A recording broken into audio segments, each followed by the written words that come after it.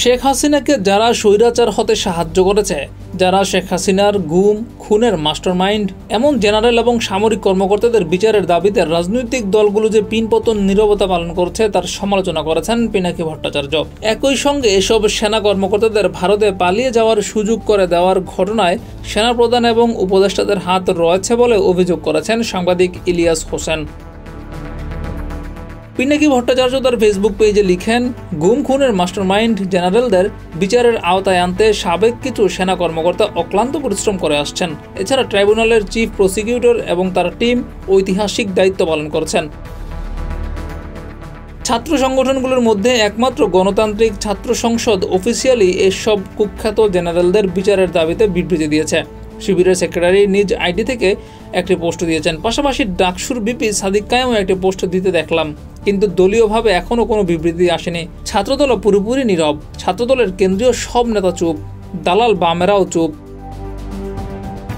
বড় রাজনৈতিক দলগুলোর মধ্যে একমাত্র নাহিদ গতকাল নীরবতা ভেঙে কথা বলেছেন। দুঃখজনক হচ্ছে বিএনপি এবং জামাতের ভূমিকা হতাশাজনক। এরা নিজেদের কর্মীদের রক্ত ভুলে যেতে বসেছে বলেও পোস্টে লিখেন পিনাকি ভট্টাচার্য। পিনাকি ভট্টাচার্য তার পোস্টে আরও লিখেছেন, ইসলামী ছাত্র শিবির এবং জাতীয়তাবাদী ছাত্রদলের অসংখ্য নেতাকর্মী গুম এবং খুনের শিকার হয়েছেন। তাদের দ্রুত অফিসিয়াল বিবৃতি দিয়ে অবস্থান ক্লিয়ার করতে হবে।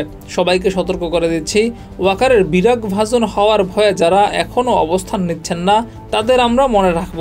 দরকার হলে সমর্থন প্রত্যাহার করতেও দ্বিধা করব না। এছাড়াও মেজর জেনারেল কবিরকে নিয়ে একটি পোস্ট করেছেন পিনাকি ভট্টাচার্য।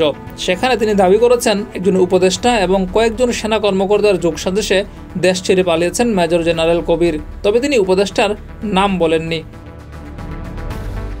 অন্যদিকে সাংবাদিক ইলিয়াস একটি পোস্ট করেছেন মেজর জেনারেল কবিরকে নিয়ে।